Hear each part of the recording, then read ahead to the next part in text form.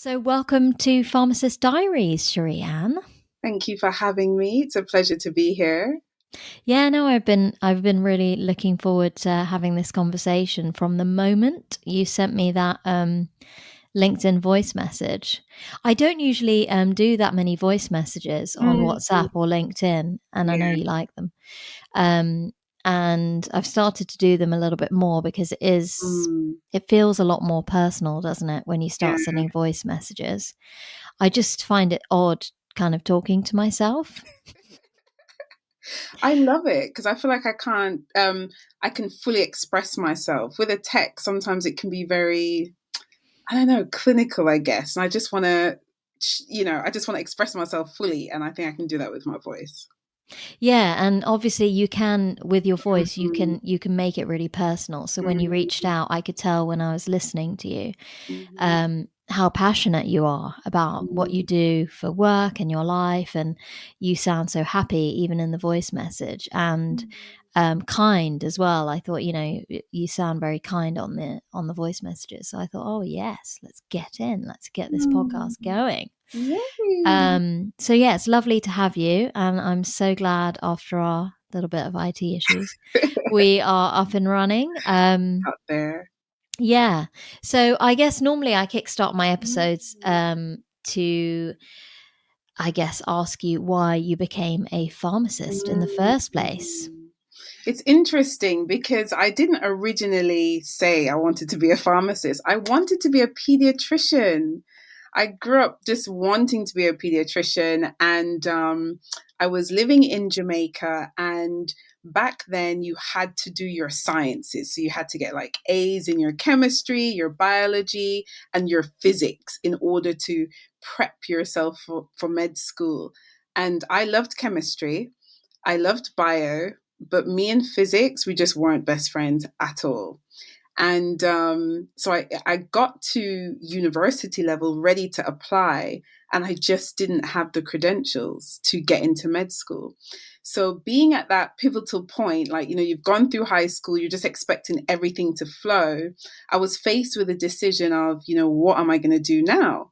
So I started a particular university thinking that I could do a first degree in, like a science, I think it was like pure science or something like that, and to transition to medicine. But while I was doing that first degree, I was told that, I'm going to be charged as an international student because at the time I was living in Jamaica, originally born in the UK. And even though I was living in Jamaica for nearly 10 years up until that point, when I got to university, they said, we're going to charge you as an international student. So I had to withdraw at that point. And once again, faced with what am I doing with my life? Like, this should have been easy. I should have just naturally gone to university, become a pediatrician, look after children. It's like my little dream just popped. And then I remember thinking, oh, maybe I'll do pharmacy. It actually came in second. And I thought, oh, let me apply for pharmacy. But by that time, the applying period had already passed. So I remember just sitting down with a phone directory at the time, flipping through the yellow pages, and I knew that the next application time was in a couple months for the following year. So I decided, okay, let me get as much experience in the pharmaceutical industry in the meantime, before I start pharmacy school. Not even knowing what I was looking for, I looked up every single distributor pharmaceutical company within Jamaica at the time. And I sent them a email. I sent them my resume with barely anything on it, saying I just want experience in pharmacy. So thankfully, one person responded to me, and I got a job working as a pharmaceutical sales promoter. So I had a little basket, and I was going into the pharmacy selling vitamins and promoting vitamins, all while I was waiting to start pharmacy school. And then a couple months after, started pharmacy school, and thankfully enough, I was able to keep my job part time, with full time benefits straight throughout the 5 years of pharmacy that I was there. Nice. That's so funny because my story is relatively similar. I Mm, always loved looking after kids. And it's mm, funny because in pharmacy, I never thought of myself doing peds to begin with, mm, even though yeah. I'm in it now. Um, but then I always loved children. I did Mm, so much babysitting as a child. I mean, every weekend I would be babysitting someone's child and just living the dream.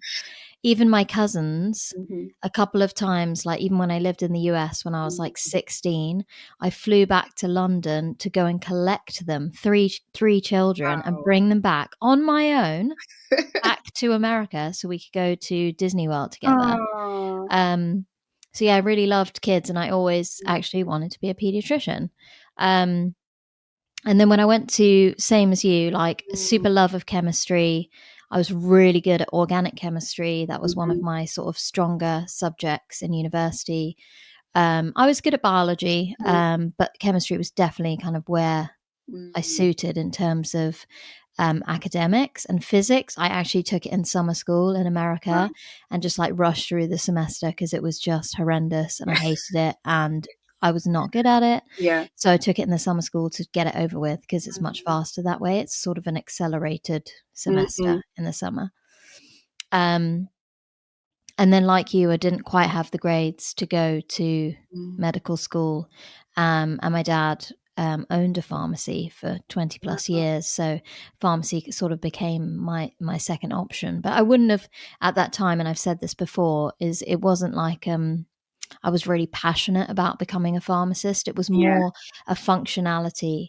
I knew from, you know, living in an Asian household, education Mhm, is, at the forefront of your mind. Being in a professional career is mhm, really important, really valuable. Your parents want to see you independent, so you don't have to mhm. rely on getting married and living off your Yeah. husband, as my parents kind of expected me to.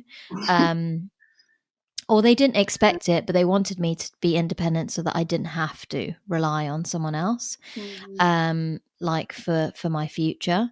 But my dad was adamant that look, pharmacy is really flexible. There's so many options you can chop in and out mhm, as you have a family, and it makes it really easy for you to then have children, take mhm, time off if you want to, and you've got that option of taking a break to be a mum. mhm. So he saw it from that perspective. Plus, financially, like you get a decent salary. Yeah. Um, so I ended up obviously falling into pharmacy, and the Mhm, same as you, I applied from obviously a UK citizen living in America, and I decided to apply for pharmacy in London because when we were living in America and I finished university and I applied for my medical school mhm, entrance, I knew I didn't quite have the grades and it would be difficult to find a university to accept me. So I would have to take a year out, and I didn't want to mhm, take a year out. So in the summer months, late, I applied through UCAS in UK to come to pharmacy, but then obviously had to apply as an international student. But then when I mhm. got home, I managed to convince them to let me pay local fees because I am a British citizen. So I did manage to convince them to do that change with the help Wow. of my dad. Um, and it wasn't too difficult, to be honest. They Mhm. were quite lenient, actually. So then I obviously flew back to the UK, and my parents flew back with me and started pharmacy back in 2005. It's interesting that the similarities, it's blowing my mind because my dad said the same thing. Oh, I'm really? sitting here and I'm just like, wow, because dad said to me, pharmacy is a profession and you should have a profession for those same reasons. I want you to be independent. You can go anywhere in the world and you'll always be a pharmacist. No one can take that away from you. Yeah, Um, that was another thing. that key thing. I loved that. And I think back in, I don't know, I think it must have been when I started pharmacy school, and they said like pharmacists are like the second most trusted profession next to the Pope or something like that. I remember hearing that when I started pharmacy school, and I've always heard like being a pharmacist is a certain posture. There's just something just magical then in a way. And you hold your head up and you're like, I'm a pharmacist. So that was spoken to me a lot before I started in the profession. And whilst I was going through the profession, that was constantly just labored. And I always had a sense of pride being a pharmacist and to say I'm in pharmacy school and I'm going to be a pharmacist. So there was just something kind of extra behind it. And even though it was a second option for me, I always said to myself, it's the closest thing to medicine. That's why in my mind, I'm like, it's the closest thing to medicine. It's the closest thing to working with a doctor. So why not go for pharmacy? Yeah, no, 100%. And Mm-hmm. it is still a really great career. Yeah. I just think that what we knew about pharmacy, or Mm-hmm. kind of the social media aspect, not, it wasn't really social media, let's call it, but Yeah. just what people would say in general conversation, whether it was, families or friends kind of having Mm-hmm. conversation about what their kids are going to do. Yeah. There is a huge achievement associated with going into this profession. Like, you would feel really proud, and a lot of people will say, oh wow, you're a pharmacist, that's amazing. But Yes. things have changed. Uh, The perception of pharmacy is very different now. Some things have evolved really, really well. I never even thought that pharmacy would change this significantly and mm, have so many other positive things to offer. But when I look at students now at university, I don't see that spark oh, in a lot of the students. And the reason for doing it is really different to mm, what I kind of experienced. And also when I was in university, the head of school would always talk about, I mean, we talk about professionalism, don't mm, we? All day, every day yes. when we're in Yeah. pharmacy school. It's the highlight of every day. Everything links back to being a professional. Professional. Yeah. Even lecturers would bang on about the way you should behave as a human being in society, because now you're going to be a pharmacist. Mm-hmm. There is a certain perception of who you are in society or in your Mm-hmm. community, and the way Yes. you behave on a night out, for example, um, it needs to reflect the Yeah. profession that you're going into. And Definitely. that was discussed on a regular basis. And we do talk about that now, even, to our MPharm students, but the way we say it is quite different Different. to what I was exposed to. That's interesting because we had a course in Jamaica and it was called on the program, and it was called Professional Practice. I think it was called that. And it was all about that professionalism, how to handle yourself when there's conflict, how to dress, how do you look, Mm, your posture. So, yeah, we did walk away with a sense of, it has to, we have to be a pharmacist, we have to be a particular way. But when you get into, I want to call it the real world, when you get into your own practice and you're there, now you can see where, yes, a lot of those qualities come in handy. But yeah, the adaptability, it isn't the same as it used to be. It's evolved in beautiful ways, but I can sense that, it's not necessarily the same, and the emphasis on that isn't placed as much as it used to mm. be. Yeah, I mean, for King students, we have, a specific dress code. And, Mm-hmm. you, even when I was at university, like, you were not allowed in, 80-degree heat to come in shorts and t-shirt. You had to be professionally dressed, and it was really important. And you would get called out Yes. if you were unprofessionally dressed. Like, sorry, that's not appropriate for this classroom. Mm, we wore bush Get changed. jackets. We had a uniform, so we had a bush jacket, Oh. which is like a white. It's made of cotton, and it has the two pockets. We had that, and we would wear grey trousers or skirts. So whenever you saw the pharmacist, you know that he or she's a pharmacist. And I still have my badge. I had a badge with my name on it, Sheree-Ann Hall at the time, pharmacy student. When I became an intern, pharmacy intern, it was just, you look around and you see the Mm. white top and the grey, they're a pharmacy student. Yeah, yeah, yeah. And it's the same, like, even in the US. And when I worked in Abu Dhabi in a US hospital, like, we wore the white lab coats. Mm, And there was, I mean, the doctors wore them, the nurses had their own uniform as mhm, well. So there was a uniform, and you had to wear professional dress underneath, mhm. obviously. But there is sort of that sense of, hey, I'm a Yeah. pharmacist and I'm Yeah. a professional. And it also highlights who you are to, Mm, your customer who's walking in the door with yeah. the whole name badge, the brand names. It just makes sense. And I think it is really valuable. Yes. Um, in the hospital, we obviously use lanyards. Hmm. Pharmacists don't have uniform, but it's strange because physios, nurses, Yeah. like OTs, HCAs, even, I mean, Interesting. doctors wear scrubs. They all wear uniform, but pharmacy technicians wear uniform in Yeah. some hospitals, Hmm. but pharmacists were never required to wear uniform. And I have now that I think about it, I have no idea why that was the way. Hmm. And we relied on lanyards to show who we were. Mm. Um, but the NHS now has like these cool little yellow badges which have your Mhm. name on it and your job title. It makes it really easy. So if you forget, especially with COVID and wearing masks, Yes. they became really valuable because you had no Okay. idea who you were talking to. Yes. So, things have Mhm. evolved quite significantly in a good Mm. way. What was university like in Jamaica? In Jamaica, wow. Well, to be honest, I don't really have a comparison of how it is in the UK. But yeah, just a lot of studying, obviously. I wouldn't think it's any different from going to university in the UK, other than maybe the heat.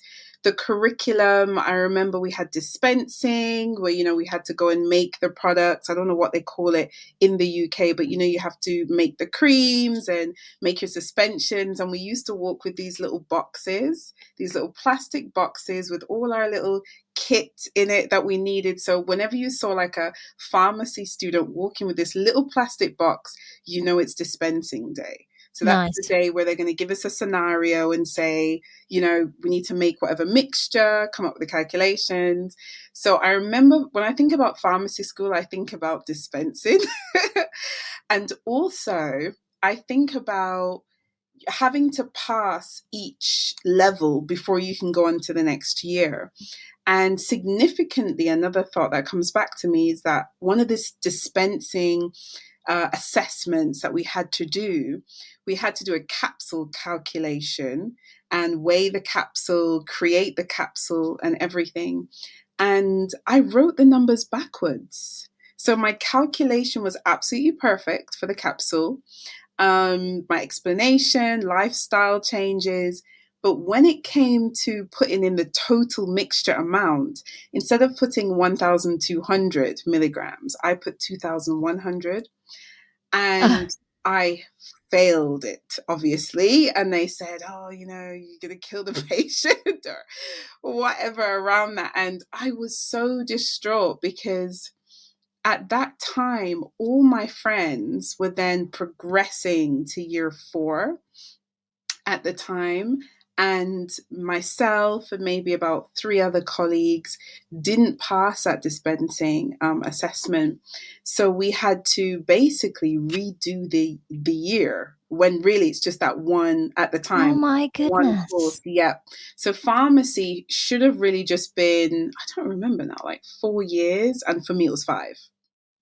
But it was, yeah, that was thinking back to sitting in with my lecturer, and they don't usually show you your exam papers, apparently you're not allowed, but she pulled it out and she had it in front of her and she's like, Sheree-Ann, I wish I could fight your corner, but you wrote the numbers backwards. And ultimately, if this was a real life setting, what could happen, etc. Oh my gosh, I was so distraught.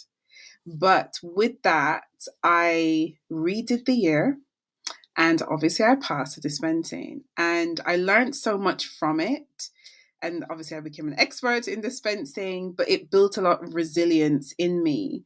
And it was hard not to graduate at the same time that all my initial colleagues were graduating at. But with that said, I gained a new group of friends as well. So my colleagues and friends spanned across a couple of years, 2 cohorts, and yeah, I'm still a pharmacist. That's what I would love to just say to like a student that happens to you. Don't worry, you're still going to get there. But Yeah, yeah, you've got to take a kind of negative situation or a challenge or an Yeah. obstacle, whatever you Yeah. want to call it, and Mm, turn it into something positive. mm, Something as simple as, hey, I'm in a new year group. Most people will be like, oh my God, I'm with, the yes. younger year group. It's embarrassing. Can't believe I failed.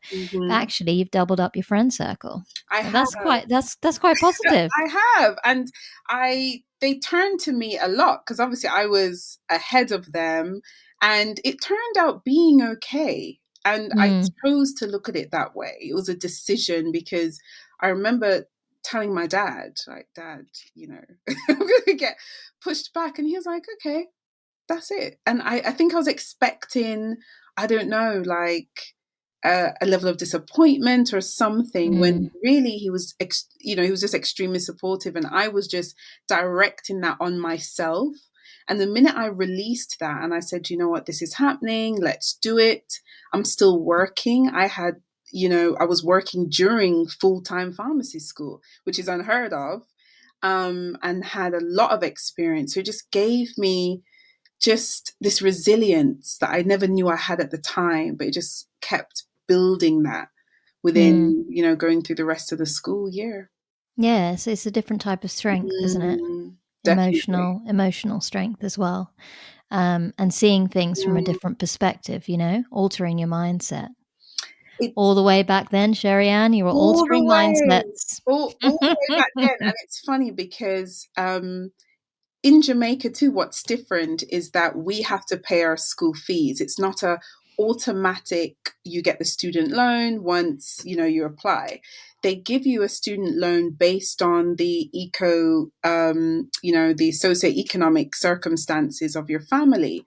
So at the time, my dad was working, and my stepmother at the time was attorney. So automatically, they look at that and they're like, "You guys, you can afford pharmacy school." But what they didn't see is that that wasn't working. They couldn't because I'm the eldest of six children. So, with that said, working it really came in handy because that helped me buy my books, just basic lunch money, basic paying for my uniform. I got my uniforms made, I paid for that. But it came down to my school fee a couple of times that I almost didn't sit my exams, and we would get this little exam card with all the you're going to have this with all the list of exams that you're going to take at the different dates, and they would not give you that card if you were outstanding on your school fee. And I had many semesters that it cut really close to me not getting that exam card, but thankfully my dad always came through for me, but I had to face a lot of things myself. So he would say, go to accounts and ask them for extension. Like I'm still a kid, quote unquote, in my 20s, or, I still had that mindset of, my parents should do this for me.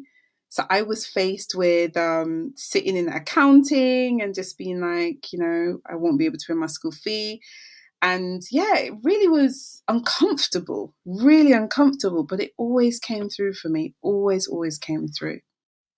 It sounds like you had a very supportive parent. Your dad was really Very, supportive, like yeah, emotionally and yes. kind of quite understanding.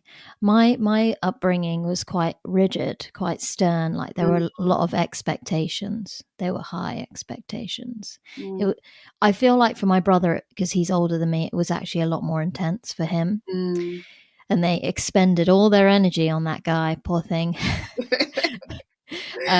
So when I was quite independent with schoolwork, and so my mum didn't really necessarily have to like push me. mm-hmm. When it came to school, I kind of just got on with it and I did really Yes, well. yeah. The feedback from teachers were good. They never really had to like drive me in the right Yeah. direction from that perspective. I was quite independent. But at the same time, they did spoil me Mm, in terms of doing everything for me, paying for all my school fees. mm, There wasn't that much of an expectation that I should work mm-hmm. because I think their mindset was that, you focus on the studies and, And we'll take care. we've worked really hard to take care of the school fees so you can Mm, give 100%, but if Mhm. we're going to pay for the school fees, like surely you should give 100% and get the grades. Yes. So the expectations were really high. Mhm. And in my first degree, when I was living in the US and doing biology and chemistry initially before pharmacy, that was 4 years. Mhm.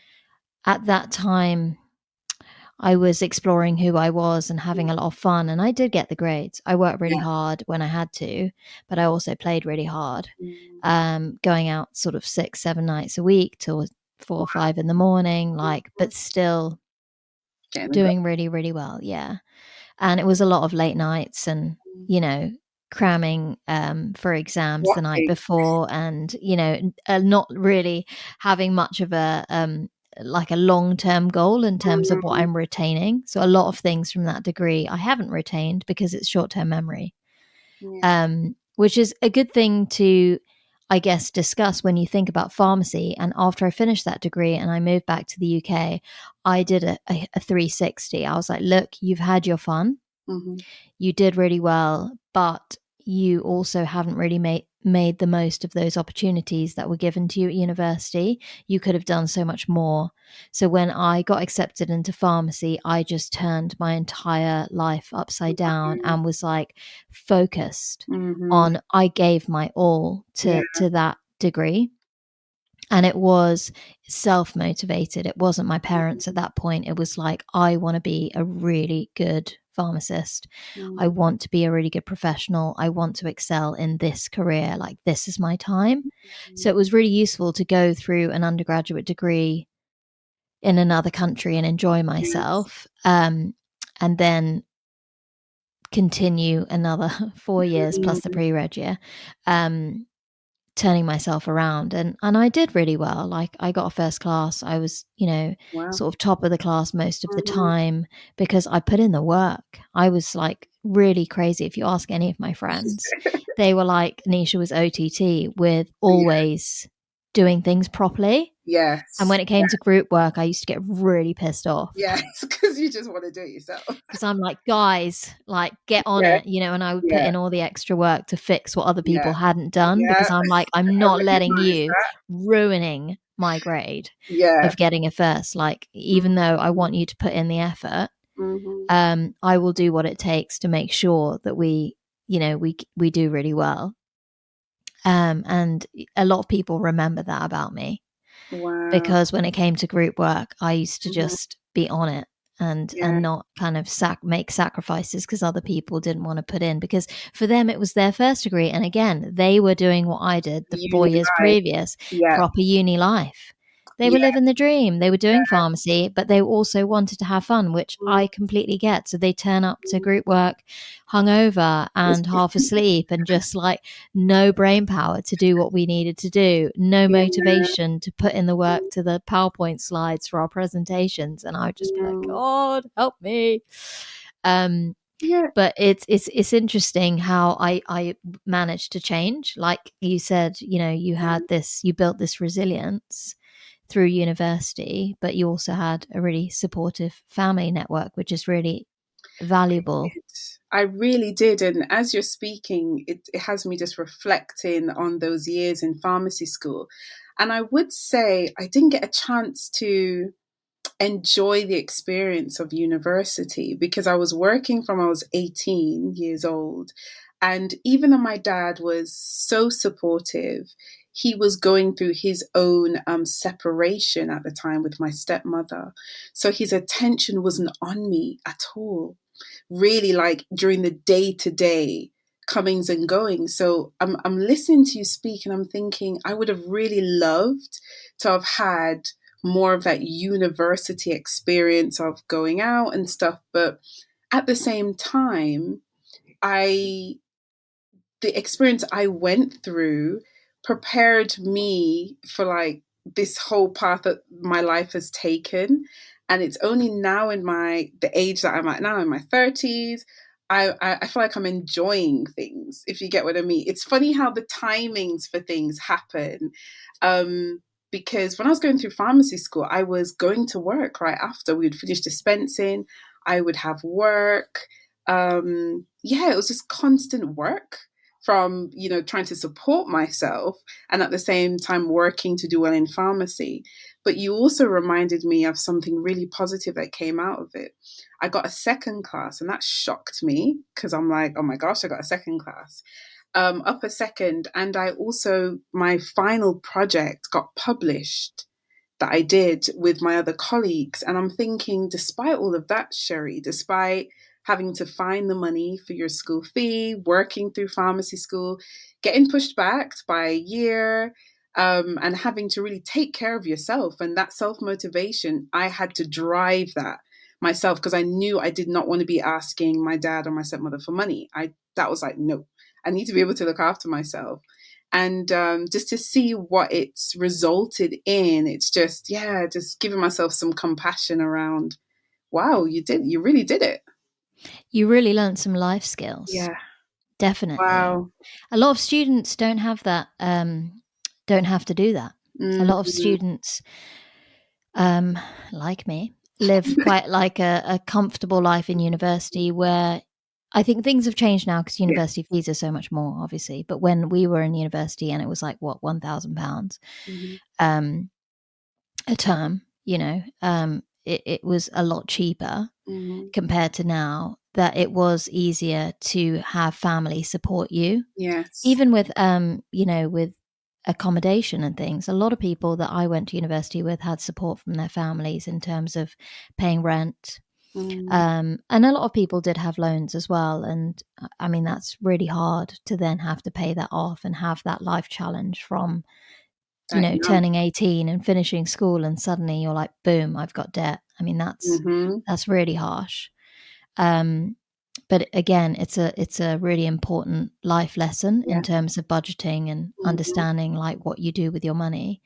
Like you, I worked through pharmacy. So when I did finish my degree in the US, living the dream, I turned that mindset around about being independent, not relying on my parents. Now I lived at home, which helped me to not have any fees, and I didn't want to live on campus because I wanted to be focused. I didn't really want to live Mm-hmm. that student life anymore.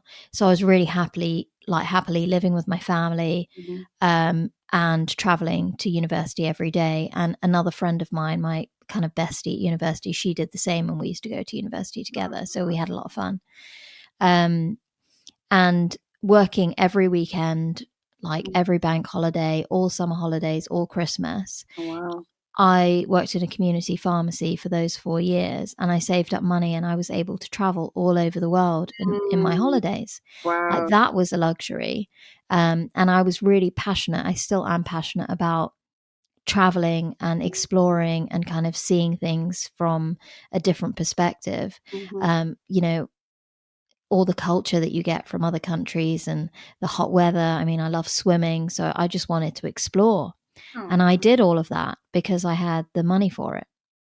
And even when I was a pharmacist and doing my diploma and Mm-hmm. doing night shifts and changing rotations every 3 months, I did evening shifts in a community pharmacy so I Wow. finish work at 5, and then I do 6 to 10 shift for 4 hours once a week, Mm-hmm. just to basically raise pocket money. But this was in order to get pocket money to pay for flights to You then can visit my travel. husband in Mm-hmm. Dubai, because he was in Dubai living, and we weren't married yet, but Mm-hmm. it gave me what, £100 a week. So Wow. every month I could buy a flight. Wow. Wow. That's how I used to see it.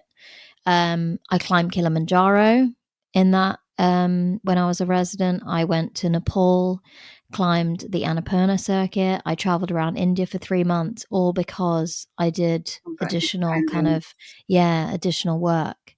And when you're that age and you don't have the responsibility of Mm. a husband and children, Yeah. man, was life so good. Yeah. It Yeah. was so easy, and you I had can no idea Wow. how easy life Mm-hmm. was.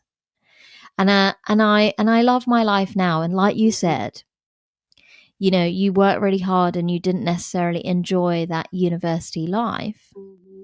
because you're really focused and you didn't have time because you were working.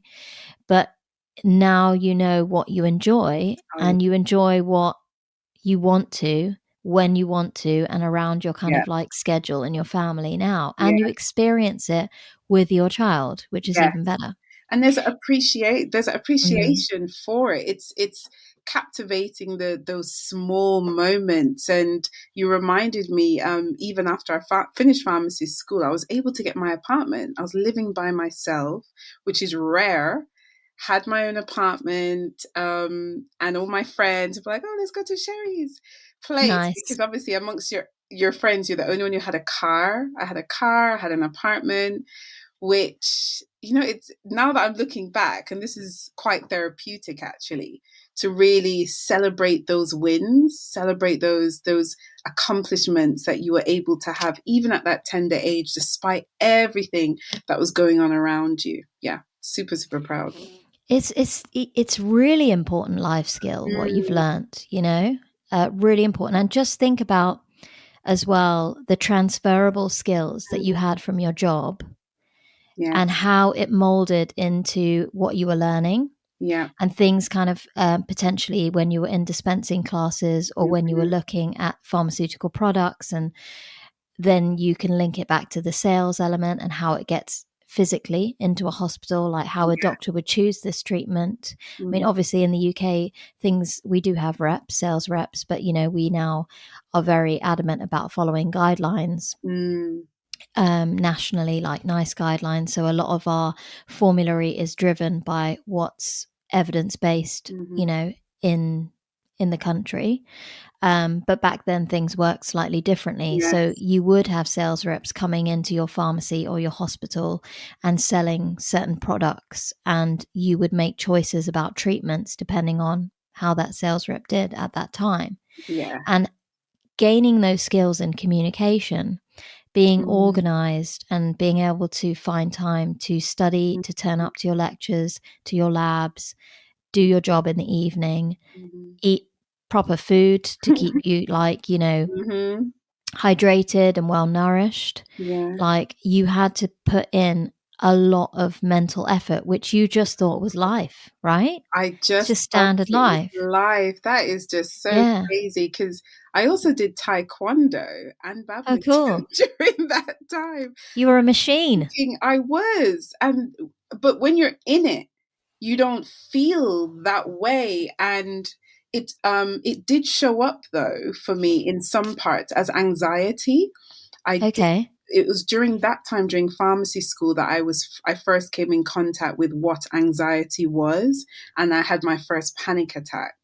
But I believe what drove that was, yes, the pressure from school and everything I was handling, but also the breakup with my dad and my stepmother at the time. And I was living in the home, hearing a lot of the arguments, seeing my dad become unwell, seeing my stepmother being distressed, and being very empathetic. I kind of sense people's feelings, just want to care for my dad. And it's just, yeah, I took it on when I didn't necessarily need to take it on, but, just being who you are. And I didn't realize that was making an impact. So after trying to resist the anxiety and just trying to cope with it by myself at the time, I remember I had my first panic attack. Dad took me to the hospital. I thought I was dying. I couldn't walk, couldn't use my arms. And I remember sitting in a wheelchair and telling the nurse, I'm dying, something's wrong with me. And she took one look at me and she looked at my dad, and she said to him, does your daughter suffer from anxiety attacks? I remember hearing it. And I finally got into the doctor's office, and he stuck me with Valium in my thigh or my bum, I don't remember. And everything just felt happy again. It was quite interesting. And it was at that point that I was faced with that I wasn't actually coping as well as I thought I was. And I do, at that time I had learned how to put on a facade, a coping mechanism, just everything's okay, I can do it, I can handle it, but still getting those feelings in my chest, in my, my breathing, knowing that something wasn't right. So I took the final decision, because it really started to affect my lifestyle. I would go to the movies and I couldn't stay in the movies because I felt so panicky. I was just having panic attacks all the time. So I went on medication for anxiety for 1 year. And Yeah, that was interesting. Something I wanted to resist, but it gave. I'll never forget what the doctor said to me. He said at the time, because you're still in the environment, Sheree-Ann, you know, which you don't have control over. Look at the medication as just something helping you to cope in the meantime until you can remove yourself from the environment. And that's what he said that finally encouraged me to go on it. So I went on it for a year. And funny enough, after that, I had got my own apartment, I moved out, and I slowly just weaned, which I wouldn't recommend to anyone, but I slowly just weaned myself off of the medicine, and I haven't been back on anxiety medicine since. So I've been able to recognize those signs, though, as I've gone through my life, because I realize I want to say my body doesn't like stress. I don't think anybody's body likes stress, but I notice it for me more so that I don't like being in stressful environments, and I pick up very easily on what makes me feel good and what doesn't. So having that self-awareness at such a young age of understanding, you know, what really affects me has almost been a guiding light as I've gone through these past years of my professional career, personal career, just really gauging that and knowing, okay, if I need to be in an environment that I need to remove myself from, etc. So it's really guided my professional career, to be honest. It has. That is interesting. Mm, I guess you've identified what your triggers are. What did you mhm, do, I guess, at that time, or mm. what were you aware of that you could do to try and prevent that anxiety attack from actually surfacing? Do you know? Do you So remember? when I before I started to take the medication, No, I guess when after you started the medication and you realized that this is anxiety and it's stress yes, related. yes, So in the moment of, okay, I'm feeling I am quite hmm, stressed out, I'm a bit overwhelmed, yeah, like this could lead to a panic attack. What would yes. you do? Oh, two things. One that I'm okay. So the first thing that I used to do from working in a pharmacy, I used to self medicate. So I would then say to myself, okay, the doctor gave me, you know, what I needed. And I would say to him, you know, I think I need another one, you know, I need more. And he would oblige. And I think because of the reaction I had, you know, the relationship I had with him, he would write me the prescription. And so I would drive that more than him driving it. And I did that out of a place of desperation, to be honest, because I couldn't cope.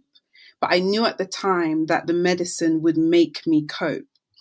But after the breakthrough moment was when I actually moved from where I was living with my dad. And I knew I wanted to live somewhere. I knew I wanted to move out. And it's funny when you ask for things, you know, things I've had people say, Sherry, things just always work out for you. But I believe that once you say what you want, once you believe and you put it out there, it will find you. And I wanted an apartment. And at that same job that I was working at, one of the ladies just decided that she was going to migrate to Canada. And she just got up and left her apartment with all furniture in it, great rent, beautiful location overlooking some mountains. And she said, Sharon, if you want it, you can have it and just pay me literally minimum. I think the conversion would have been, I don't know, £150 at the time per month for a beautiful apartment up in the hills. And I lived there for the next 4 or 5 years. And it wasn't until I was there that I got a chance to. I spoke to someone. I had a therapist at the time that I was speaking to.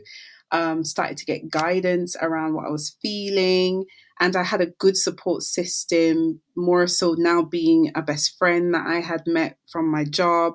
So it was realizing that I didn't need the medicine to cope, and realizing that I'm no longer in the situation that I can handle it myself now, and I've been able to do that throughout the rest of my years so far. Nice. It's so easy to rely on medication. And as a pharmacist, you Yeah. are fine tuned to treat everything Yes. with a pill. Yes. And it takes quite a lot of effort Mm, to think about the other options mhm. prior to popping a paracetamol Yeah. or whatever it is that you're trying to treat. Yes. It's like for people who have headaches or, back pain, is to Mm, get through and do what I need to do in mm, life. So work, look after my kids, mm, commute, drive, whatever it is that you mhm. need to achieve. The medication's going to work. So for you, you knew that that medication did its job. Yeah. And you may have requested a higher dose, but you probably looked it up and was like, this is standard for an adult. It's cool. Yeah. I'll take it. And it did the job. Mhm. And there's nothing wrong with that. I think in certain situations, it's actually very valuable, Mm. and helps people to deal with the situation Uh, when it happens. yeah. But for a lot of people, I feel, looking at the real root cause of why you had that anxiety Yes. and finding other ways to Mm, manage it is more time consuming and more effort. And then they look for the easy option. And mhm. to be honest, sometimes a pill is an easy option. Yeah. And it's the same, like if you experience migraines on a regular basis, you know that cocodamol is going to do its job. Mhm. And every time that you feel the triggers, you Mm, take your cocodamol. You might have to sit quietly in a dark room and not be sleep. exposed to light for a couple of hours, lie down, have a little nap, Mm, and boom, you're back to normal again. yeah. I mean, that's not everyone's experience, but Yes. let's say the majority of people, that's what happens. But then you know that the drug does Mhm. what you need it to. But actually, should we not be looking at the reason why that migraine manifested in you? Or Yes. is it food related? Is it stress related? Is it environmental? And for Yeah. you, all of those factors were playing At the same their part. time. Yeah. And then it's hard to identify what it is as well Quiet. without doing a lot of reflection. But just think, like, you were in your early 20s. I definitely had no awareness Yeah. at that age. It's interesting because this is just bringing up a lot. I also there's just things that happened during my pharmacy school life. I was almost abducted on my first week. In my first week in pharmacy school, I was walking home. So I think that's what from doing my own research. I think that's what triggered the initial fight and flight. That moment when they say that you're triggering those receptors, and it's hard to bring them back down. So I was almost abducted on my way home from, Freshers Week. And I was walking home and someone just came out of a car and I was on the phone at the time, he just grabbed my wrist. And I remember it being dark and I remember just running backwards as far, I didn't know that I could run backwards, but I just moved backwards really quickly. So I pulled my wrist from his grip and I remember just, standing because I was walking home. So I was standing on the neighbor's grass. So instead of walking on the road, I'm walking like on the sides, like right beside everyone's gate. And I remember another car drove up, and the other car said to me, "Are you okay? Are you okay?" But by that time, I'm in shock and I'm just running as fast as I can home. And when I looked back, I noticed that the guy jumped into that car. So the whole aim was for, obviously, I go to the car and say, yes, I need help, and they potentially dragged me in. So I had that experience, which at that time, mind you, my dad wasn't at the house because of the separation. And on top of that, all going to pharmacy school, and I didn't deal with that. There's a lot of things throughout my life that I've noticed from I was young, I've just got on with, and I've had this beautiful side of me that just wants to move forward and it's okay. And what I believe had happened is that there's just been a lot of little bits. And when it all came together now that um, going through that experience, my dad going through what he was going through, and me taking it on as my problem, working, pressures of pharmacy school, I think I just popped a little bit. And that was like my first anxiety attack. And it was not until I went and spoke to the doctor that he said to me, you have this personality that you just keep going. And it's, facing some of the things that you've experienced. But to be honest, I didn't want to face it. I wanted to keep going. I didn't want to have to deal with everything that's going on around me. I just wanted to cope. I just wanted to cope. I just wanted to work and look after myself. And when I was ready to actually start doing that work on me. Why do you think that you just wanted to cope and just get on?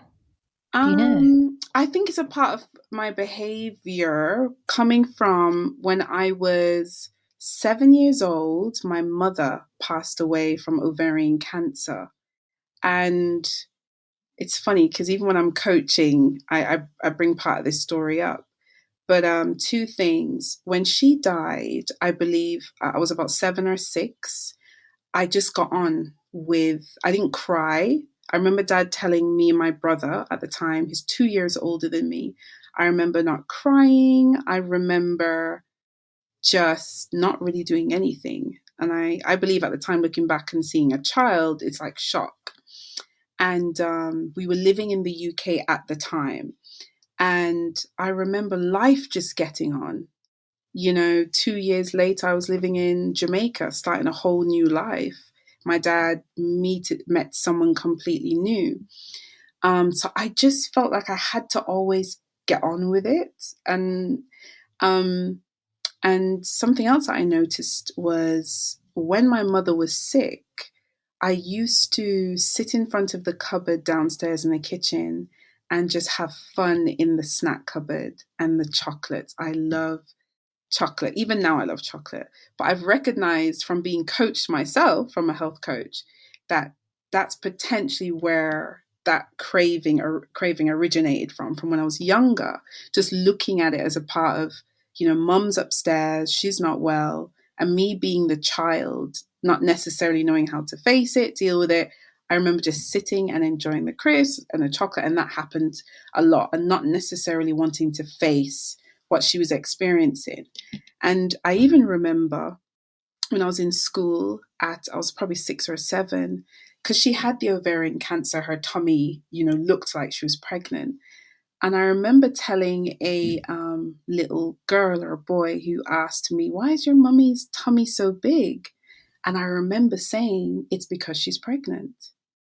So I've coped. I've always kind of protected myself from the pain of feeling or facing. I've had that kind of way as far as I can remember. And the older I've gotten is the more I can see the positive and negative effect it's had on me because of other situations I've been through. But at the same time, I just had such a high self-awareness as a child, extremely high, and maybe not knowing what to do with those emotions at that age. So I think that partly would have something to do with it. That's really interesting. And I resonate quite well with that from my family experience of just get on with it. Life moves on. Yeah, That's just the attitude that they've had. There's nothing yeah. wrong with that. But we've not really been raised in a household where we deal with emotions. Mm, And it's not, I don't think that they were avoided. hmm. It's just the language that was used when we were faced with challenges would be that it's okay, this is life, and obstacles will, come your way, and you just need to overcome them and move on Mm, and continue. mm, And I have definitely, as an adult, struggled mm, to have self compassion, for mm, example. I'm terrible at being compassionate towards myself. And it's only now that I need to be aware mhm. that I need to practice this very regularly. Yeah. And maybe in only the last few years, 2 or 3 years, has it really kind of heightened in my awareness that when I say something to myself, I turn around and say, well, would you say this to someone else Yeah. or to your child? And then I'm like, oh my God, what Yes. was I thinking? Yes. And I know. it's actually my husband who's really good at highlighting it because he Mhm. knows that I'm not aware. Okay. And then when I Yeah. say something, he'll remind me, like, would you Mhm. say that to me?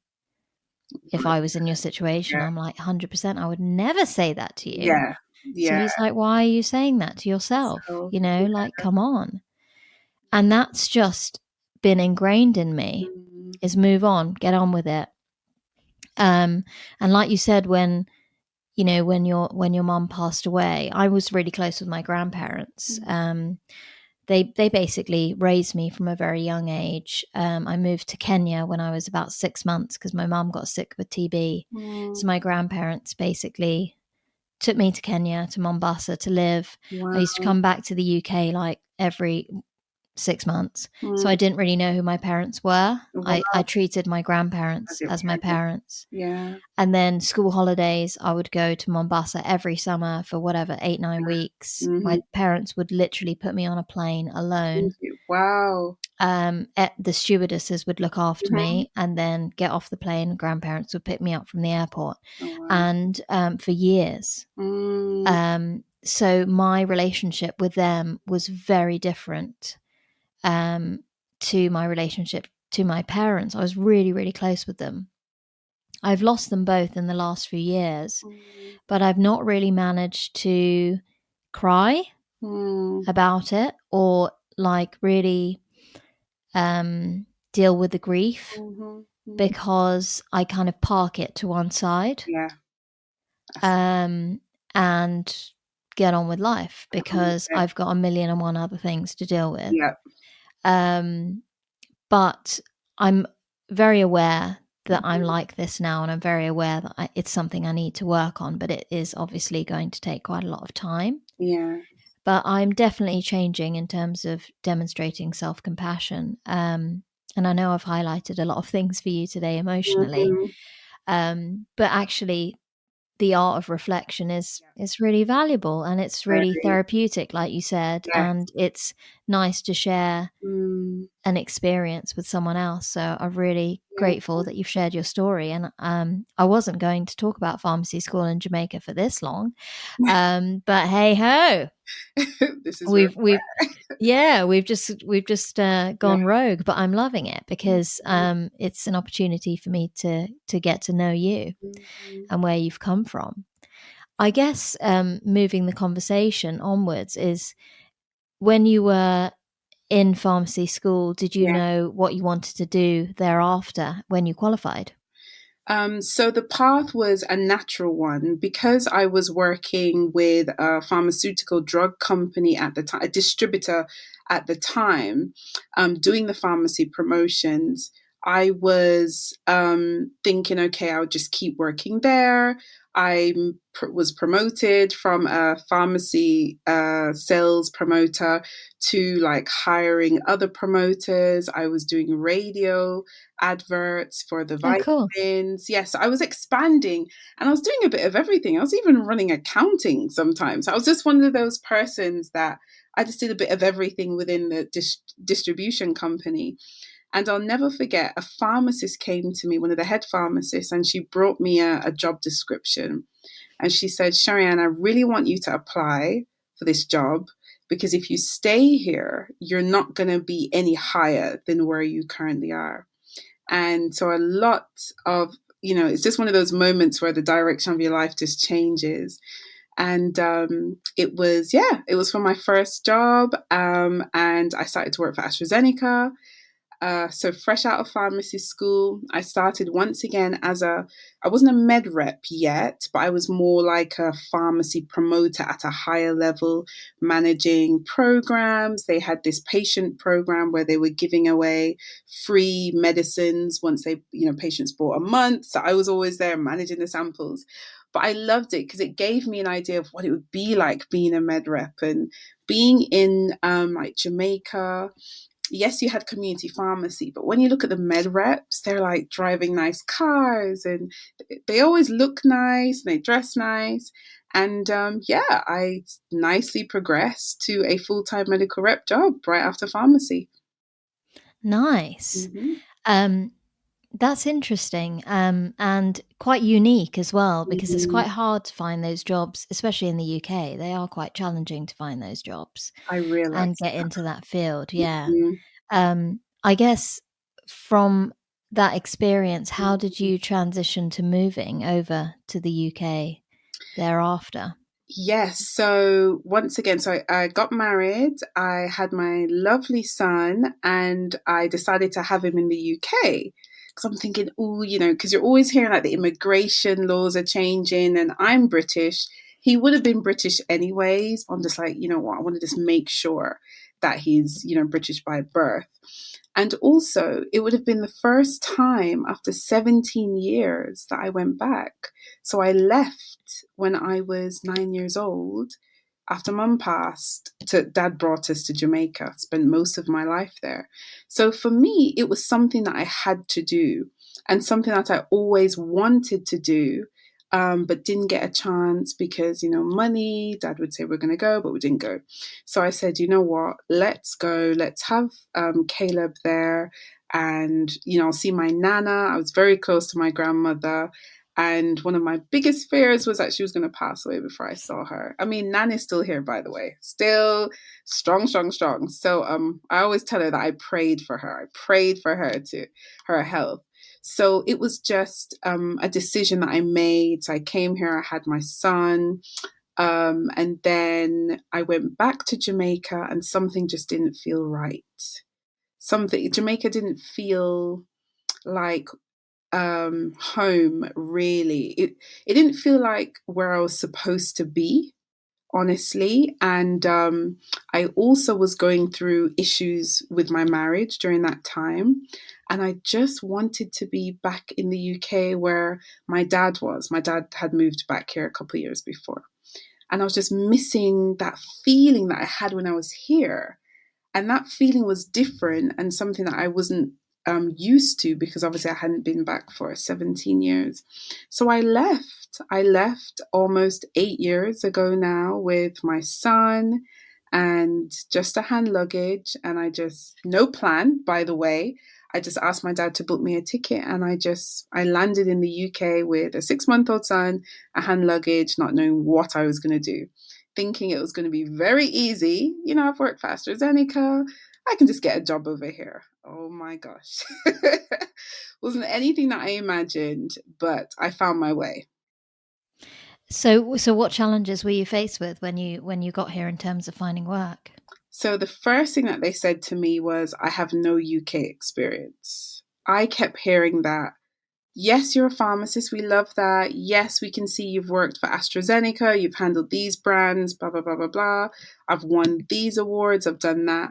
But they based everything on UK experience. And I heard that about probably 5, 6, or 7 times applying to different companies. I remember I applied to AstraZeneca directly, thinking it would have been easy. Nope, got turned down. And it wasn't until probably like 6 months after I learned what a syndicated rep was. So, these I started to work for Ashfield, and, they take on reps from all over the world. They don't matter if you have no experience or you have experience or you've never worked in the country. And I didn't even have a UK driver's license. And they were the only ones that I did an interview. They said, you're great, but we're going to hire you, but we're going to start you at the basic level. I didn't know what a syndicated rep at the time was, but that's where they started me. And they said, you're going to learn a lot. You're going to love that. You're going to get to work for a lot of drug companies at the same time, gain experience. And that changed everything for me. I started to work for them, and I just kept getting promoted, promoted, promoted. So the rest was history, but they were the ones that gave me the foot in and also gave me the time to get my UK driver's license. They were just so accommodating, and yeah, that's how I got in, and that's how I stayed in.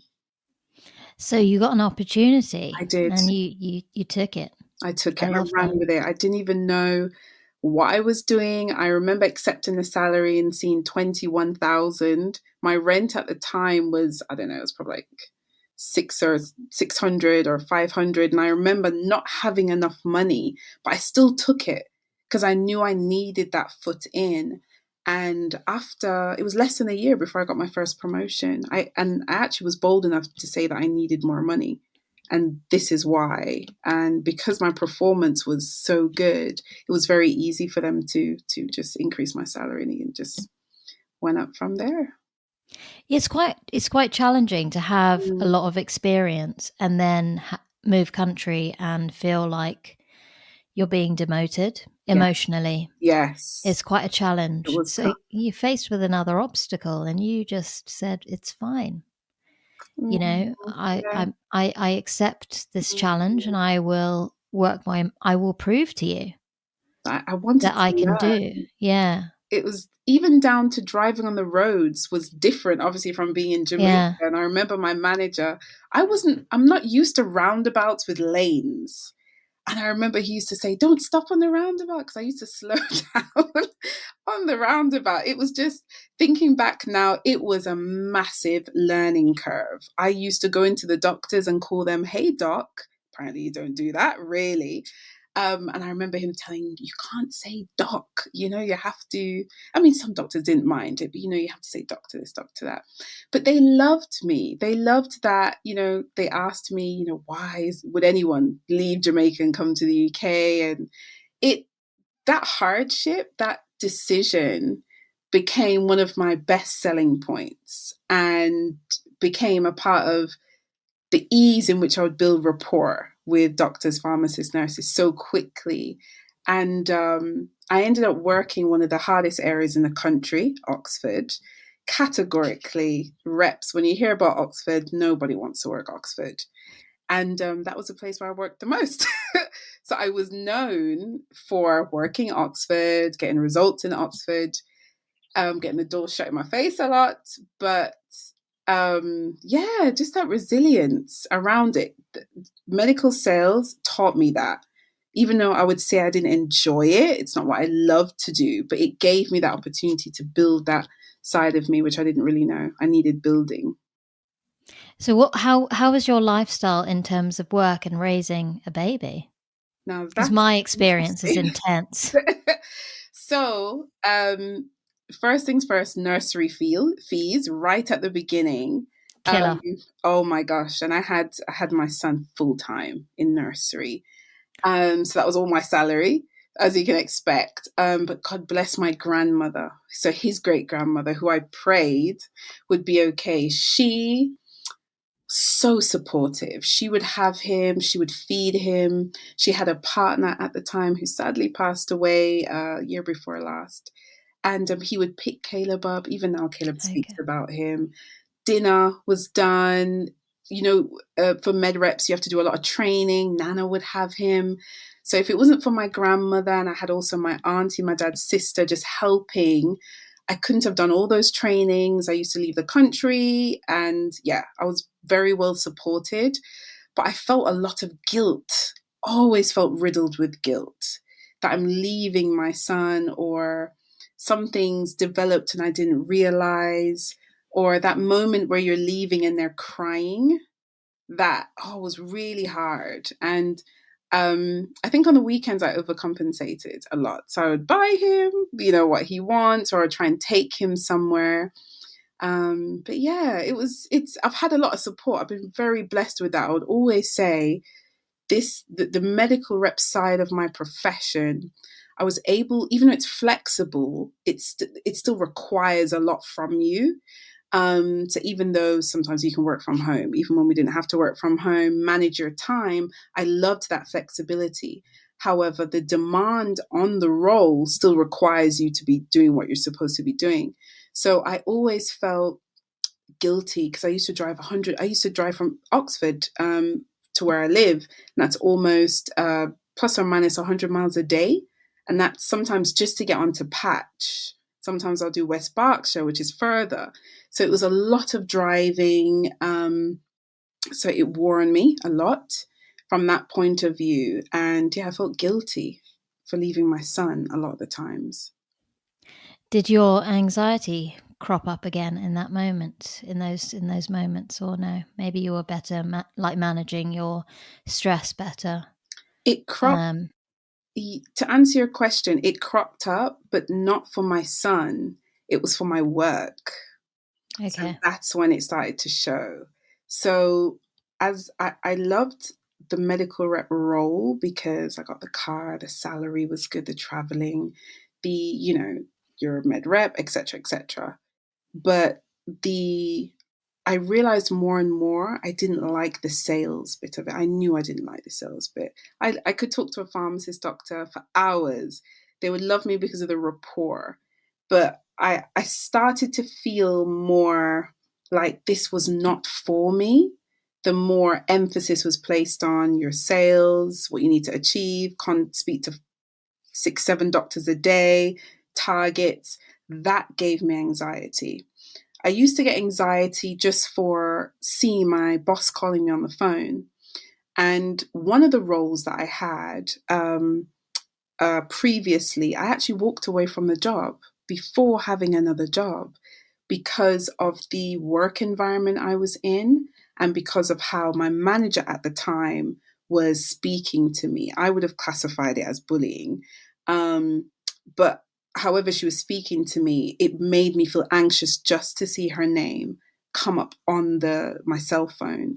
So I remember walking away from that job with a brand new car, by the way, which I leased out. Didn't know anything about leasing, but at the time, just follow everyone else in the team.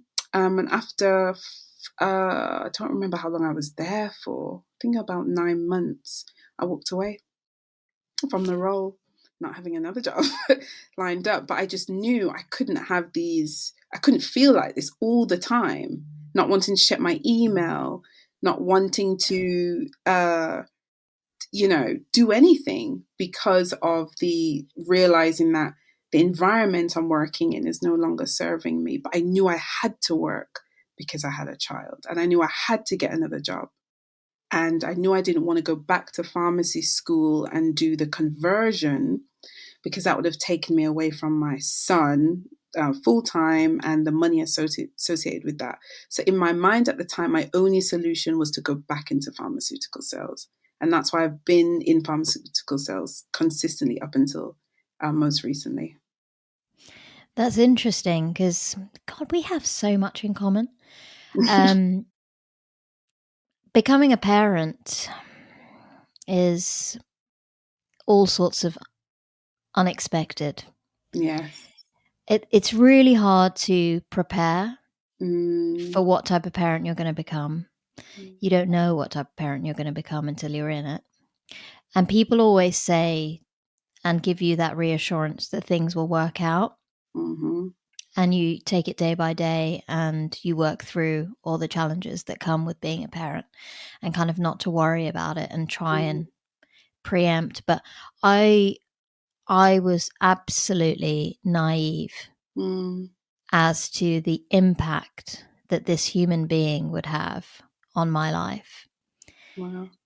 Like completely green as to what I would lose.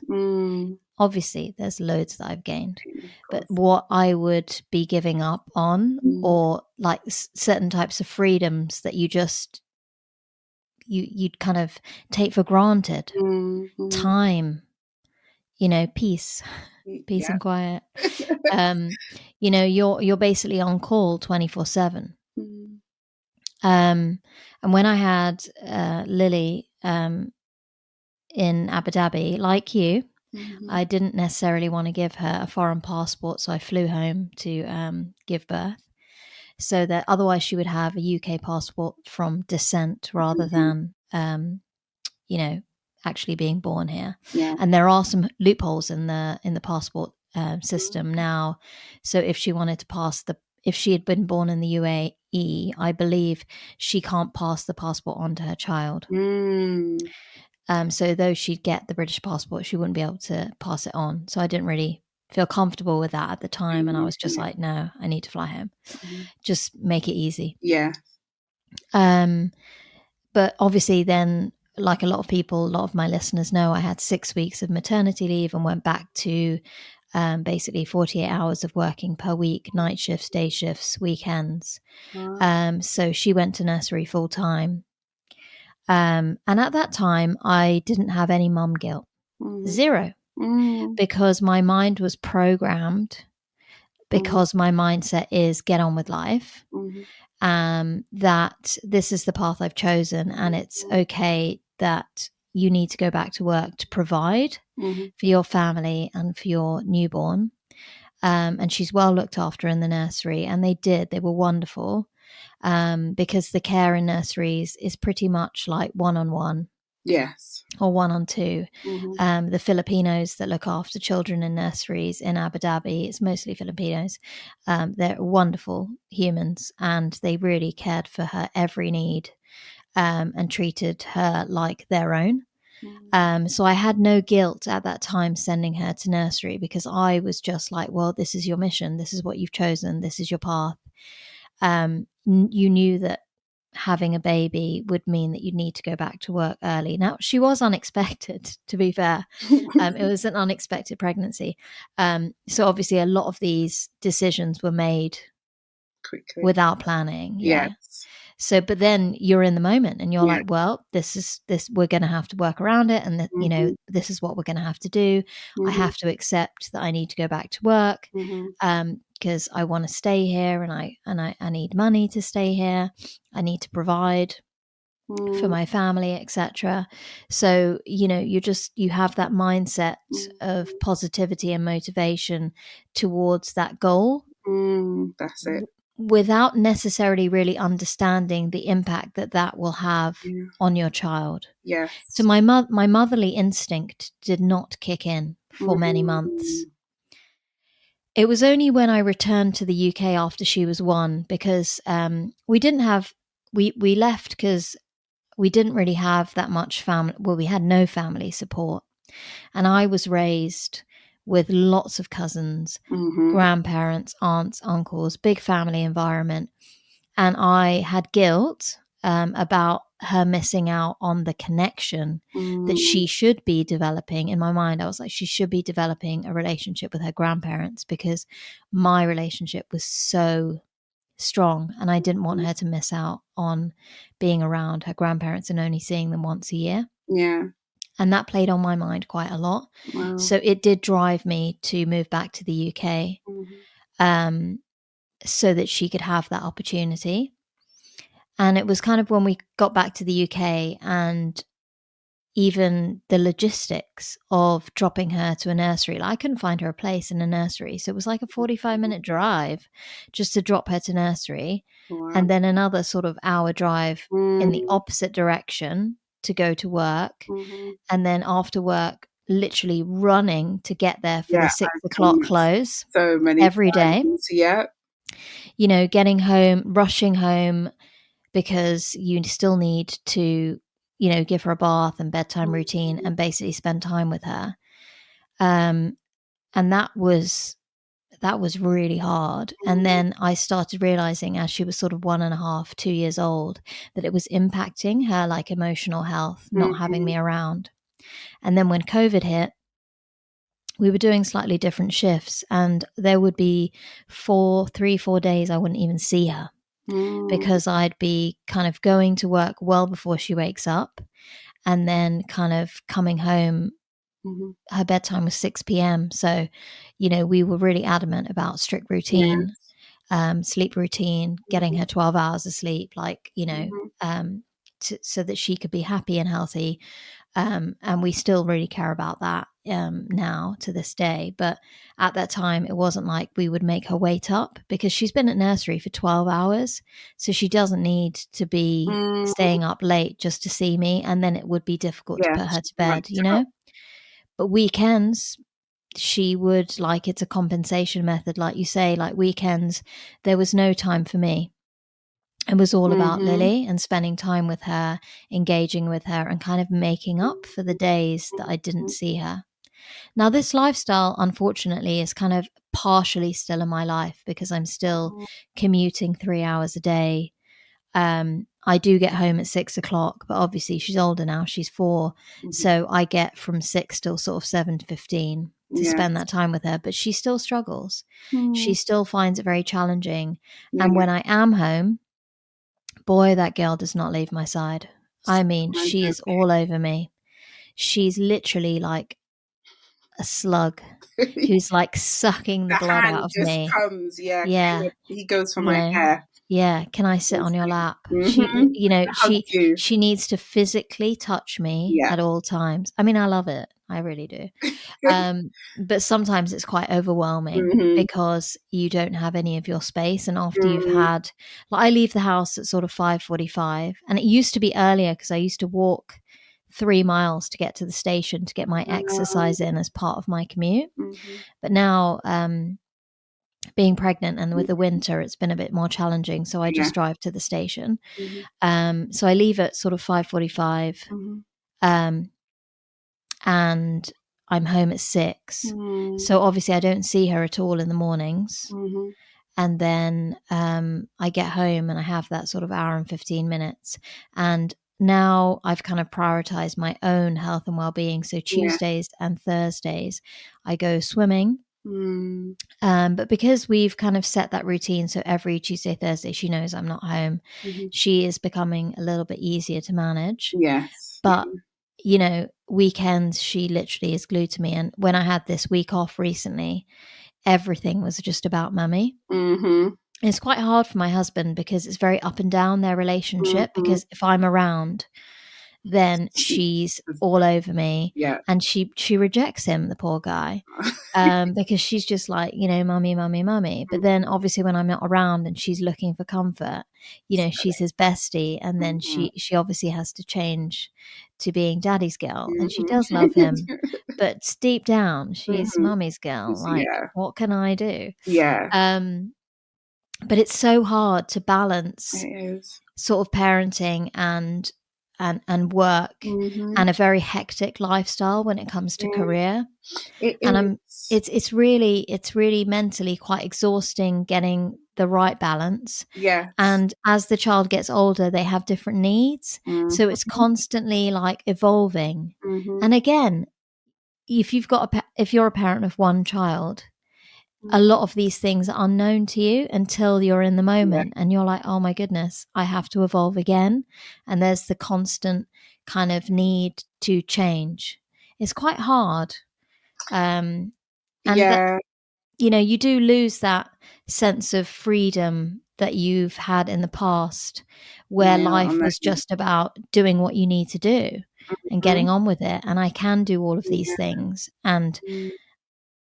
do the things the way I want to do them. But now you have, you know, action and consequence and the impact of your actions on another human being. Little person. Yeah, I've Mm. definitely everything you said I can resonate with.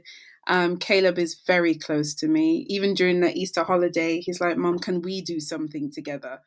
Just and same thing when you said the touchy. He'll come beside me. He's just rubbing my hands They around love my it. neck, my hair. Because from he was a baby, he would always play with my hair, with my locks, and yeah, he's just stuck to me, stuck, and loves his mummy. But I can see where I'm not around how that plays on him. And now I have to, what I've learned to do is communicate ahead of time. Caleb, I'm going to be doing this, and this is the reason why. He's 8, but you realize that they're so the things that we wouldn't have questioned our parents, like A No is way. A. No way. Exactly, Dad. Caleb is like, Mum, and he'll reason in a way that it's not rude. They're actually asking you a genuine question.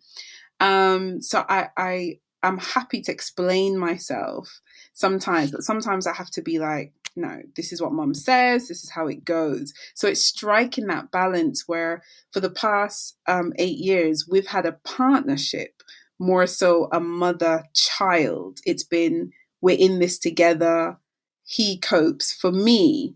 But now as he's gotten older, I'm now seeing the effect that's had on him and now changing the dynamic. It's, as you said, it's constant evolution with these children, but it's a beautiful thing to witness. And I've now, he knows what I'm doing, why I'm doing it, and that really helps. The communication, I think that's key as I get older too. Lily is adamant she's going to be a pharmacist. Oh my! Oh, that's so And cute. she's adamant. She's like, we are working together, like me and you. Like we are going to have like work in In the pharmacy practice. together. Oh, Yeah, so she's cute. adamant, and she enjoys like so many different things. And then Mm, you continually every couple of months you might say to your child like, oh, what do you want to be mhm. when you're older? Like, what kind of job do you want to do? Just out of Yes. interest as to what they're thinking. Mhm. She doesn't wanna do anything else. What mummy Pharmacy, she's does. all over it. Yeah, she loves it. She loves it. Um, Um, I was like, "Well, we could do a job together, but it doesn't have to be pharmacy. Like, mhm. um, shall we think of some other ideas?" She's like, "Yeah, but, I really wanna do pharmacy, mummy." That's it. Her mind's Let's made up. Yeah, let's see how it evolves. So I guess from this, like, experience of juggling a young toddler, a baby and a young toddler, plus a very hectic lifestyle, though you had a really good support network. Mhm. Where did you start thinking that this was not the life for me and I need to make Mhm. quite a drastic change in terms Yeah. of what I'm going to do career wise? It was when COVID hit, and Okay. we were mandated to adapt very quickly. And once again, as I said before, what really affected me was the KPIs, the driven, you have to, this, that. And I found myself in a very unrealistic expectation placed on me. And with that said, still tried my best, but I always felt like I couldn't get where I needed to be. And for anyone who's in the pharmaceutical industry, I knew that I wanted to be an MSL within the industry because that's the closest thing to being non-promotional. You're just talking about science all day and you're completely non-promotional. So I was always striving for that position. It was always on my performance development. And I remember having a meeting with my manager at the time, and she said to me, there was an MSL role that opened, and she said to me, I couldn't go for it because I didn't score a 4 on my performance evaluation. I think the top number was 5. And I remember at that point feeling so distraught, knowing that I can do that role, but only because of someone making up that, that's how I saw it. Someone just making up a number and telling me, unless I hit that number, I can't get a promotion to a role like that. And I remember calling my dad and having a good cry about it. Because I'm like, what am I going to do if I can't get a medical role within the pharmaceutical industry? What's the point? I hate sales. I used to say I hate sales, even though I'm doing it. And I felt that's not where my strengths lied. And I felt as if I was in a box, like I could only do so much. And I had all these ideas, and it showed in the work that I did. But the bottom line was, are you hitting the numbers? Are you, etc.? So I got to that breaking point, that enough is enough point, I would call it. And once again, the anxiety started to show, and I started to have headaches. And I remember just being off for a week. And I remember speaking to a doctor who was basically ready to extend my sick leave. And I said, no, no, I need to go back to work because I was busy thinking about what they thought of me.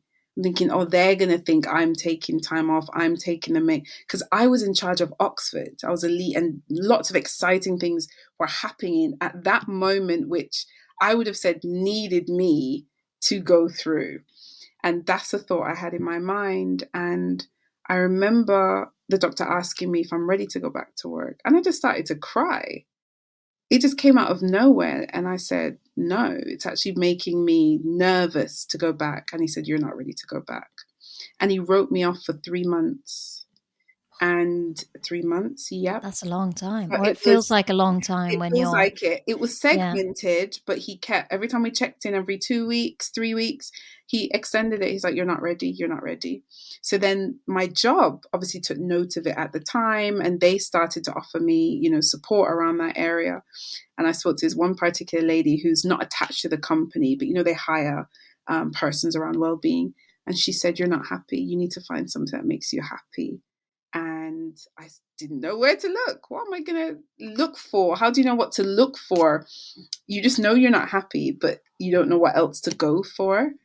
But I believe that desire led me down the health coaching route. And I just started to Google, what can I do as a pharmacist that's not going to have me going back to school per se? But I just want to help people. I kept saying that. I just want to help. I just want to help. And yeah, I found health coaching. And I said to myself I was going to leave the job the following year, November, and then heard that they were making a bunch of us redundant earlier that year. So it's like I just fell into it, but that desire was already there. And when I went back to work, I already knew that this wasn't for me. So when they said that, they're making a bunch of us redundant, I just had such a peace. I was shockingly just peaceful because I was just ready. I was like, okay. And they asked me if I was going to go for any other roles. I said no. And that's like, what do you mean? You're not going to go for any other roles? Nope. I was done. And I left with a gratitude. And I remember actually thanking internally that experience I had, and not leaving with a place of, this is what you've done to me, but this is what you've given me. Thank you so much, because I've utilized those skills, those sales skills, those skills that I didn't really like. I was forced to learn them because of the environment I was in. And yeah, I walked away from it with a big smile on my face and just walked right into my purpose work now. I love your mindset. It's really, it's great to witness someone who can see positivity and gratitude and like really reflect on the experience in the moment and see the good things, and what you've learned from those experiences, rather than taking, I mean, to be made redundant is quite emotionally Mm-hmm. challenging for most people. It would feel quite horrible, I Mm-hmm. can imagine. Mm-hmm. But you've really taken it, you know, and seen what it's given you. It's Yeah, kind of like relief that it's actually such I've a not had to relief. make the decision of Yeah, resigning. yeah, It's that's kind of a exactly blessing it. that it's been made for me, and Yeah. actually, maybe this is a sign that Mm. it's my time And to move on. that's how my life has always unfolded. And I've I realized was going to say that that. I've realized the rhythm of my life, and I've learned to, even now, to trust that flow of it. Because when I think back to when I was working in pharma and my managers would come out and work with me for the day, they would always say, Sheree-Ann, you're so good at self-reflection. Because I would come out from seeing the doctor and instantly saying what I can do differently, it's just a natural thing. I'm a natural reframer. I didn't realize a lot of it is reframing until I started studying coaching, but that's just what I naturally do. And it's one of my strengths that I use. And it's I strive for, I've learned to trust my feelings more, because for me, that's my guidance. I've and when I resist my feelings and I put like logic and how everyone says I should do something, it doesn't feel authentic to me, and then it usually doesn't work out. But I've learned to trust how things feel to me, if it's aligned, and do that in such an unapologetic way, which I'm still on that journey getting there. But it's not my compass. And I just genuinely believe that all that I've experienced has just, yeah, brought me to this point, which will bring me to another point. And I just get such satisfaction from speaking to other people and sharing this story, and just, yeah, hoping it just touches them as well. It will, 100%. Yeah. There's a lot of examples that you've given where Mm, you've trusted your instinct and you've made quite bold decisions, quite courageous decisions, moving countries, mm, you know, starting new jobs, um, just knowing that this isn't quite right, mhm. and I'm not quite happy, and I don't want to live like this. I Yeah. don't want to sit in this job or in this field when I could be doing something that I'm really Mhm, passionate about and that aligns with my values and my lifestyle. And it's something that I talk about on the podcast all the time. And I say to mhm. people who are listening, like, know what you love, Yes. know what you are passionate about, and go for it. You said something key, the Like, values. values. I didn't know that the one of the reasons why I felt so the disconnect was the values weren't lined up, because working for pharma can be absolutely beautiful, but it just didn't match my values. That's simply Yeah. it. Yeah. And then you don't have any guilt leaving because you know Yes. that you're making the right decisions because it Yeah. aligns with what you want to achieve. Yeah. But the important thing for a lot of people listening, especially young pharmacists, Mm, is understanding what those values are yes. and really kind of reflecting and understanding what it is Mm-hmm. that you want out of a certain job Mm, before you go into it, or true. taking the experience. I mean, for me, I've had lots of different jobs, and at times I feel like okay, this specific element doesn't align with my values and I'm not quite happy. Yes. I need to try something else. And it's Yes. taken, you know, 10 years of learning to get where I am Mm, today, where again, I don't feel like I've got the right balance mm, yet. But again, I'm really now, I understand what my values are. But for me, sometimes it is hard to just say, okay, I'm done. You know, I want to quit because this doesn't work. Because at the end of the day, you've got like a family and a yeah. mortgage and bills. So, Yeah. you know, there is the art of transition from one to Mm, the other. And that can be quite challenging for people. And it's quite a bold move that some people would find very difficult to make. But having that awareness of what you want to do is key. Like having the awareness of like what it is you want to achieve in life is yeah. absolutely crucial. And take that time to kind of reflect and understand what it is you want from your career is you need that. And imagine, I always say, what if it actually works? Because it's so easy for us Mm, to say the what if, etc., yeah, etc. I've done that yeah. so many times. But what if it actually works?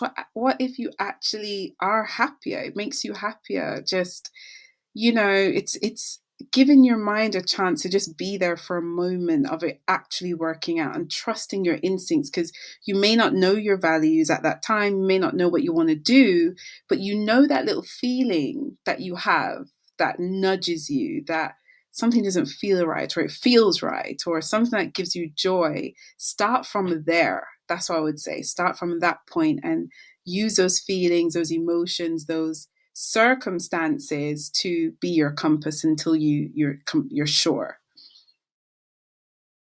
Mm. Yeah, 100%. It's like with this podcast. I've Yeah. been doing it as a passion project on the side of a full time job and looking after my family. But don't think that I'm not thinking about how this aligns with my values and actually what can I do with Mm, this podcast that could grow into something that I could do independently, you know, in the future, yes. full time, for example. Like, Yes. where can I take it to achieve my goals where it fits into my family life, for example? All Yeah. those things have been going on in my mind. And yes, I'm reflecting all the time, writing down Mm, ideas. Like, I was even saying today to my husband that I need to create a vision board. I mm, must sit down and create a vision board because in order to yeah. achieve some of the goals that I want, I need to be able to visualize where I Mm, see myself going. And that visualization and seeing mm, me doing what I want, it it's really it's quite powerful because mm, it keeps you motivated to get to move in that yes. direction. Because I'm not in a place where I can just say, oh, I'm going to quit Hmm. Pharmacist Diaries, here I come full Yeah. time, um, because financially it would be very Yes. challenging. Yeah. And I'm not in a place where I want to just leave my job. I love my job. Mm, But again, like the balance between what I'm doing mm, now and seeing some element of vision with Pharmacist Mm. Diaries and growing something of my own brings me quite a lot of joy. Just Yeah. thinking about something that's Yeah. mine. I'm not working for someone else. Mm-hmm. Like, I'm building and growing something that I made. Yeah. Like, it brings me quite a lot of like self-satisfaction Mm. and reward that I haven't necessarily felt in Yeah. another job. And Yeah. those feelings make me really happy. And I just want to try to find a way to pursue that. That's So tell us what you're doing now with health coaching. Ooh, so now I would always say health coaching found me.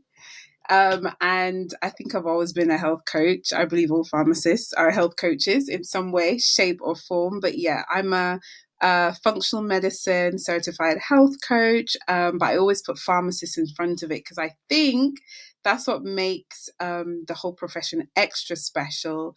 And so I have the privilege of, helping women. I tend to coach women around small habitual changes that have a sustainable impact on their life. And that's from my own health journey. I had my own weight loss journey and still going through the motions of that, my own health. And yeah, it's funny, I attract the same women that I have, I've experienced that look like me, have been through the same emotions around weight loss, your health, how you see yourself. And it's interesting you said visualization. That plays a very important part in what I do. I have all my clients do visualization because I believe if you can see, first and foremost, do you truly believe that you can be this healthier version of yourself? It Agreed. starts with that. And once again, from my own story, I didn't believe it. So it didn't matter what diets I did, what programs I did, didn't ever really feel like it could work. So that plays a very important part with what I do with my day to day life. I'm working full time now in my business. Still going strong. I'm so excited to just watch it unfold. And I also have a passion project which found me for advocating, more pharmacists to be to take on health coaching in some way, shape, or form in their conversations. And as a result, I've launched the Global Association of Pharmacists and Health Coaching. I have over 30 pharmacists currently all over the world in that group, which is, I have visions for it, the growth, but it's just moving with an idea because I had a little bit of the imposter syndrome come in thinking, oh my gosh, I just have a bee farm. Is anyone going to believe or listen or join? But the amount of reception I've received from just voice noting some of those pharmacists who are already health coaches as well, and raising that platform for them. That's my objective, to say if we can just change our conversations even a little bit that we're having with our patients, we can have such an impact. So that's going to be developing over the next couple of years. So I'm just excited when I think about what I do. I just get excited because I absolutely love what I do. Absolutely love it. That's amazing. And where can people find you in terms of your website and your social media? So you can find me on LinkedIn if you just type in Sheree-Ann Michelle. You can find me on Instagram, once again, Sheree-Ann Michelle, or the Chia Lifestyle. And I have a website which is www.thechialifestyle.com. And Chia, that name came from, Chia means life in Hebrew. And that name came from one day I was just sprinkling chia seeds on my porridge. And I thought to myself, making healthy changes can be as small as just adding chia seeds to your porridge, adding them to your smoothie. So, hence the chia lifestyle. If you just think of making just tiny little swaps, tiny little changes to our life, we tend to get more of a sustainable result. So, that's why I name my business what it is. But yeah, any pharmacist that's out there, pharmacy student, anyone in pharmacy who just wants that encouragement, wants that inspiration, just please feel free to contact me. I'm an open door. Just send me a message and, I'll be more than happy just to have a conversation. Perfect. And I love that. I love where the names come from. It's a great idea, great concept. Thank I you. will make sure to link your website and all your social media to the show notes. And I'm truly grateful for your time today and having this conversation with you. I absolutely loved it. And we are definitely going to keep in touch. Definitely. Thank you so much. I love what you're doing as well. It really is a diary. It is a diary, Mm. a pharmacist diary, because I've revealed things that I probably haven't said in public before, but it was so satisfying. It's so relieving, and it's what you would write in a diary and just hide away, but not necessarily knowing that what you're writing can actually inspire someone else, and someone else is feeling that same way. So I absolutely loved this experience. It was, yeah, really good. Amazing. So glad you enjoyed it. Your first time on a Yay! podcast. Thank Hopefully, not your you. last.